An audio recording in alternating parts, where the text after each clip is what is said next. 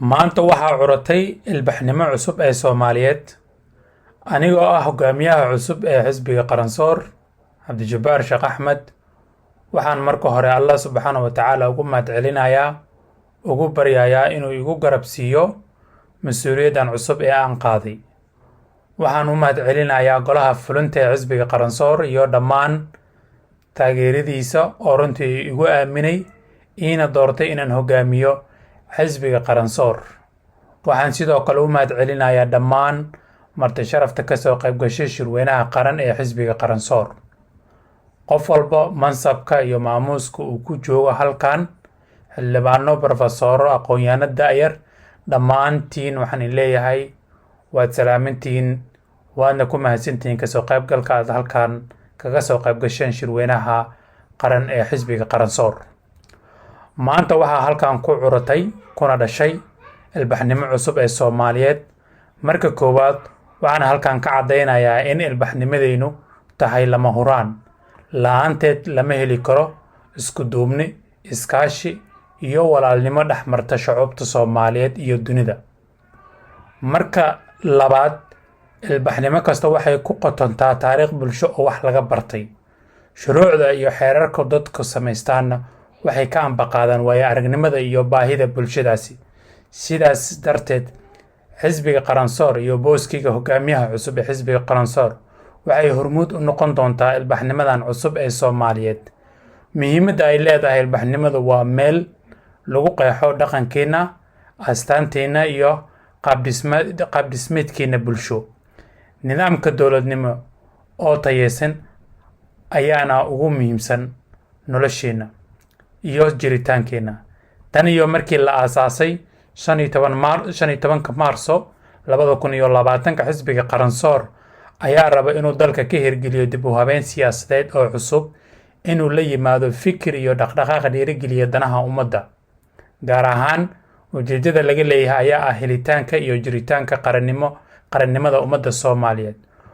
Waxaanu la soconaa in bulshada Soomaaliyeed ay maanta u ooman yihiin nidaam dib u habeyn siyaasadeed si loo hagaajiyo hanaanka go'aan qaadashada qaranka, la hubiyo matalaadda cadaaladda ee kooxaha bulshada, iyo in la kordhiyo hufnaanta iyo la xisaabtanka howlaha dowladda.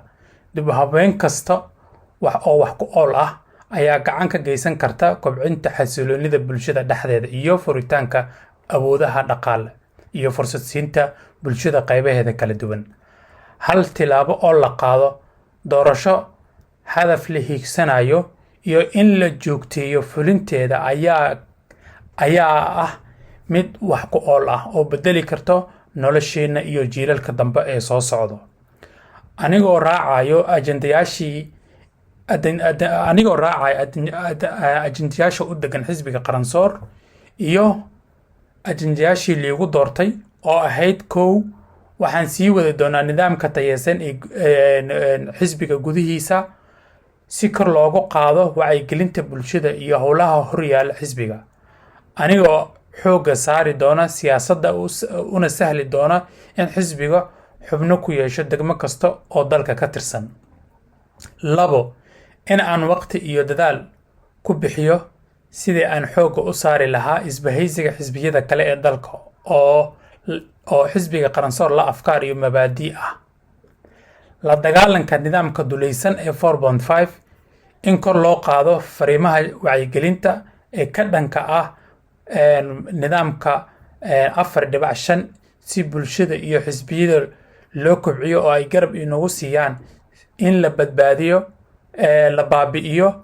Waxa ayna ka qayb qaadan doontaa inaan gaarno hiigsi doorasho nidaamsan oo xaq iyo cadaalad ku dhisan. 4, in sumcadda laga dilo dowlad walba oo ku timaada nidaamka 4.5